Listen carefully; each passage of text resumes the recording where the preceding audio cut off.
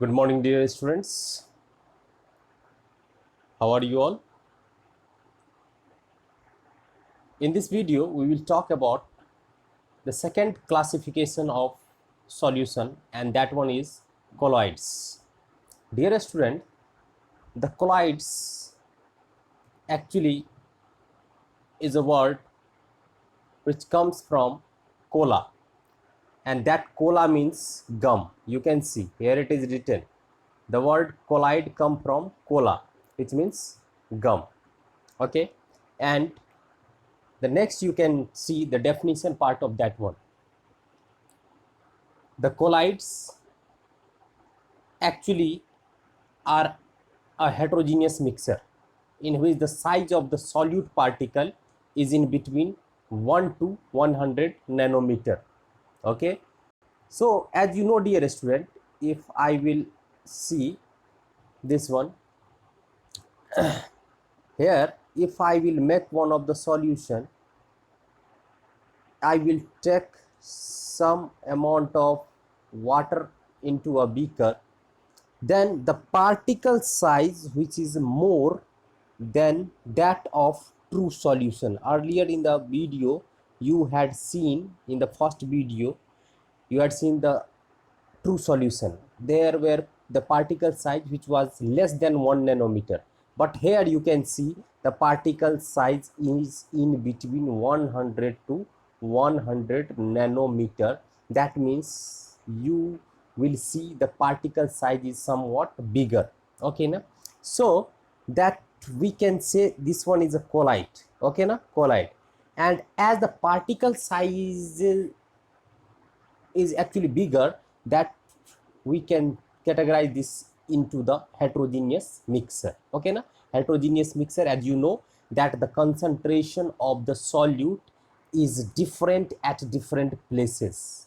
So as the particle size will be big, that means the concentration will definitely varies, and that can be called as a heterogeneous mixture. Okay now you can see the next one. Colloidal solutions are generally called sols. Colloidal solutions are generally called sols. Note on this thing, the majority of our body fluids are colloidal in nature. They appear to be a homogeneous. If I will take the example of blood looks like a homogeneous mixture, but dear student, blood is called as a heterogeneous mixture. This is called as a colloidal solution because there are WBC, RBC, plasma, different platelets are also there. So we can say that on this basis blood is actually a heterogeneous mixture, and it is an example of colloidal solution. Okay na? So we will see the later on example in the written, it is there. Okay, so you can see here the properties of colloids. It is very important that you will do the properties also of the colloids. First, as I have told, that it is heterogeneous in nature. Okay, here it is written colloids are heterogeneous in nature. It is appeared to be as a homogeneous, but the colloids is 100%, 100 out of 100 times it is heterogeneous mixture. You can take the example of blood. I have given na, that blood looks like a homogeneous mixture, but due to the presence of various corpuscles, RBC, WBC, this one is heterogeneous mixture. Okay, here we can see high density. Why it has a high density, I will tell you on the next page why this one has high density. And you can see I am showing you that one why. As you know, dear student, this I am actually making a true solution. As you know, dear student, in the true solution, the particle size, this one is the particle. I am taking some particle, and that particle cannot be, this is solute,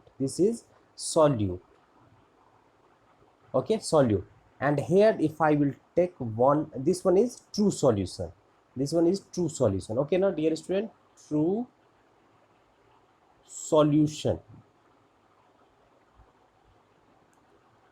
This one is a case of true solution, and here I am taking one colloidal solution. And you know, dear student, in the colloidal solution, the sizes of the particles are very big. It can be seen with the help of a microscope, or yes, but the true solution particle cannot be seen by the help of a microscope also. So you can see, dear student, as I am talking about the first thing, and that one is high density. So you had seen in that two beaker, the particle of the colloidal solutions are very big. And what is density? What is density? Density is denoted by rho is equal to mass upon volume, as you have done in the previous classes also, previous chapters also. So as the mass will increase, as it is increasing in case of colloidal solution, particle size is increasing. So as the mass will increase, the density will also increase. Rho denotes for density. So that's why colloidal solution has high density. Okay na?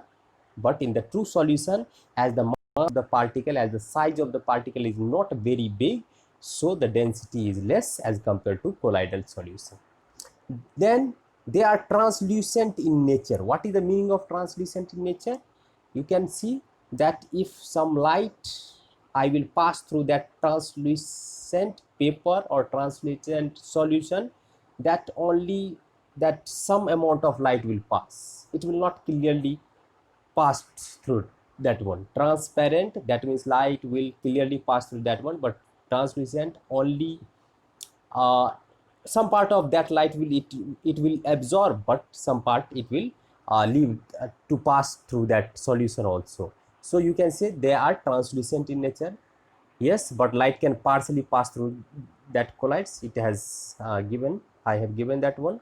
Now the next one, filtration by ultra filter paper. Look, I am showing you. As you know, true solution, as I have told in the previous video, true solution particle size is very small, very small. That cannot be filtered by the filter paper, but colloidal solution can be filtered by ultra filter. What is ultra filter?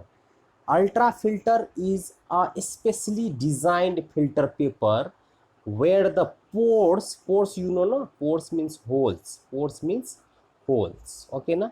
Where the pores of this filter paper is reduced by gelatin solution. Gelatin solution, what actually do? They block the pores of this one, and that reduce the size of the pores. If the size of the pores will reduce, then the solution will not pass through that one. Or we can say um, through the ultra filter paper, they will simply pass through the filter paper, but ultra filter paper will not allow to pass through that one. Here it is written, you can see here it is written, filtration by ultra filter paper. Colloids can pass through ordinary filter paper, but they cannot pass through ultra filter paper. Why? Ultra filter paper has been blocked by gelatin solution. Okay na? The pores of that ultra filter paper has been blocked by gelatin solution, so the liquid colloidal solution will not pass through that one, as we know that the particle size is very big. Okay, now separation. How can you separate that colloidal solution? Yes, we can separate the colloidal solution by centrifugation method. Yes, we will do that one definitely. In centrifugation method, there is a centrifuge machine, and by that one we can separate creams from milk. Okay na? By this process, and that, you know, milk is a colloidal solution, and from that we have separated creams. Okay na? That it is written here, the machine used in centrifugation is called the centrifuge machine. Okay na, dear student, I hope all of you have understood this thing. Now, two-phase system, what does it mean? Colloids have two-phase system. Look, I am telling you about this one. Look here it is, I will write here, here. Okay, two phase system, as you know dear student, as in this one is solvent, one is, this one is solvent, okay, and something you can take also solute. Here I have taken solute, okay na. So this colloidal solution is just like a solution, just like a solution. That means solute which is present in the minimum concentration, minimum amount, that one is known as dispersed phase, dispersed phase, okay na. And this solvent is known as dispersion, dispersion, dispersion, dispersion medium, okay na. Dispersion phase you can say, same thing, okay na. So this one is colloidal solution, and that colloidal solution have dispersed phase and dispersion medium, okay na. Dispersed phase and dispersion medium, note on that one. Same like a solution, in solution solute, in colloidal solution dispersed phase, in solution solvent, in colloidal solution dispersion medium, okay na. Here it is given the explanation that you can note down. Now next thing, the colloidal solution actually carry either negative or positive charge. When you will make na colloidal solution, salt in water, salt in water is true solution, okay na. When you will take an example of blood, also different thing, then you will see that every time bloods, or sorry, colloidal solution, colloidal particles will carry negative or positive charge. Every time it will carry a positive charge or negative charge, okay na. So you can note down these properties, okay na dear student. So I will hope that you have understood this thing, okay. Properties of solution, here you can see that everything we have discussed now. Thank you students.